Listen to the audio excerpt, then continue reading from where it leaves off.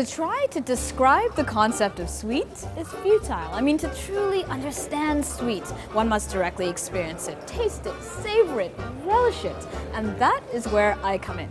Now today I'll be taking you along to meet Lindt Chocolate's master chocolatier, Chef Adalbert. And joining me is this week's lucky contest winner, Sunil.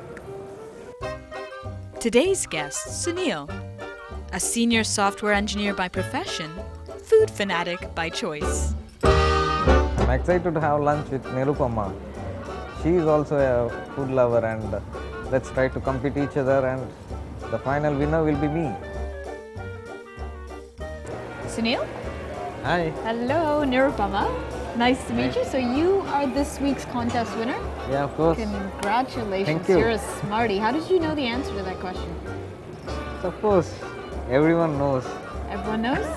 You mean Google knows? Yeah, of course. Google is our life. So rumor has it you're also quite a chef. Is that true? Not much, but I do a bit of cooking. You're just being modest. And since from the God's own country, Kerala, I know a bit of Kerala dishes. Does your wife think you're a good cook? Of course. Yeah? I'm the better cook at home. You realize she's going to hear that. Super. Well, today we are going to meet a master chocolatier. Okay. And we're going to learn how to make some pretty exquisite sounding desserts. So, do you want to head in right now? Yeah, of course. Okay. We shall. Super. Let's go. Come.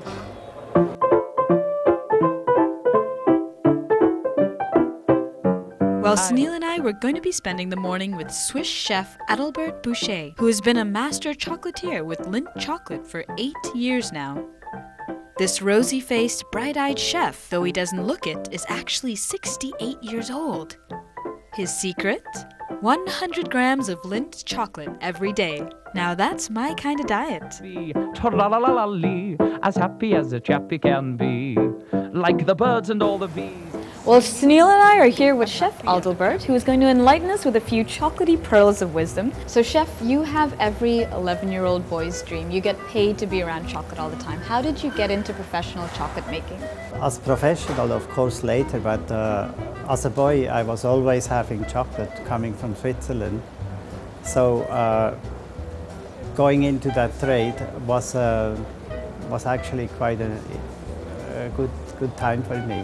Super. And can you, you've been working with Lindt for a while now. Could you tell me about the process of conching? The process of conching, it's a long process. It will take 3 days. It's a machine that was invented by Lindt. The story goes that Mr. Lindt went on a break over a weekend and left the machine on the conch. And when he came back, he was stunned by the quality of chocolate that gave the conch the fineness and the shininess of the chocolate. And that's where the conching process is coming from. Conching is a fascinating process invented by Rudolf Lindt in 1879. It involves rolling, blending, and kneading the raw chocolate for hours and adding cocoa butter, resulting in a rich, velvety smooth texture. Okay. So Sunil, do you have any questions that you've been dying to have answered? Because we have the master here, so you might as well. Yeah, I do have one. Like how to determine whether it is a good quality chocolate. What are characteristics of a fine quality chocolate? When you open a bar of chocolate, you will see the shine of the chocolate, which is very important because some of the chocolate has a dull color. So our chocolate, or the good chocolate, should have a shine. Also, when you break the chocolate, it has to have a certain noise. Also, when you put it into your mouth, it will melt in your mouth and it will have a pleasant taste. It will not be sticky. And the other thing is also it has a smoothness.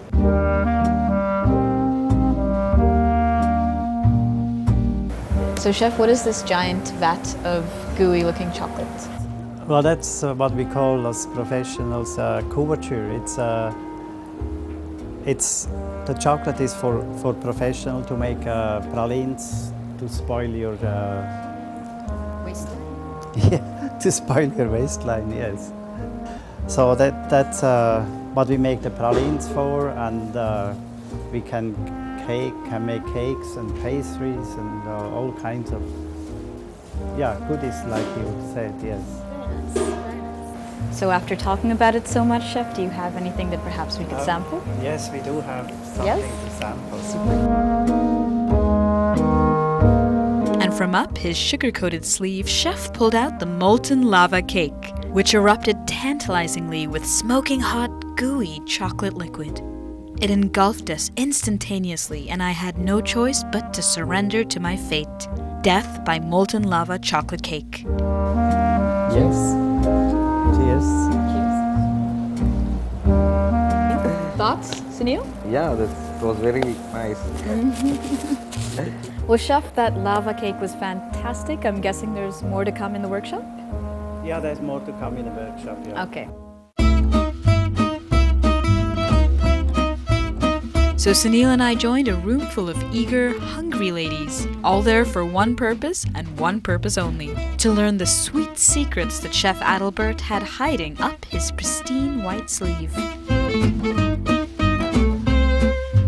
Amongst the many temptingly toothsome recipes of the day was the chocolate pâte de crème with a hint of orange zest, and also the milk chocolate cardamom panna cotta. For the panna cotta, Chef first sprinkled the gelatin over the milk and set it aside. The cardamom pods were then pressed on a board to unleash their aromatic fragrance, combined with cream and sugar, and then brought to a boil and removed from the heat. The pods were then strained out and the liquid poured back into the pan. Next came the chocolate, which was blended and whisked until it melted completely in the hot cream.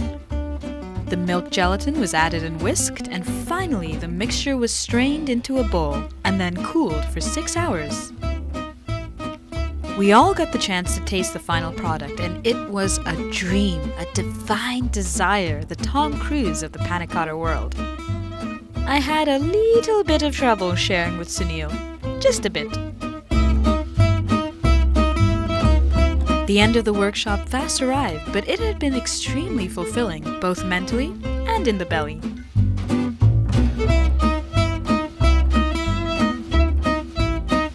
Well, do you feel now, Sunil, like a master chocolatier?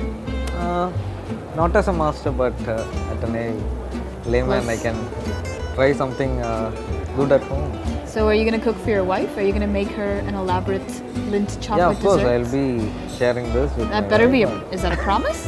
Of course. Very good, very good. Well, you have been wonderful on the show. Thank I you. hope you learned a thing or two. Yeah, of course. Yeah? Super. And if you want to get as lucky as dear Sunil did here, you know what you have to do. All you have to do is answer the following question. Which of the following food items can be used in emergencies as a substitute for blood plasma? A. Coconut water, B. Mutton marrow, or C. Split pea soup? Write into feedback at ndtv-hindu.com for your chance to be this week's lucky winner. Until then, sayonara and bon appetit!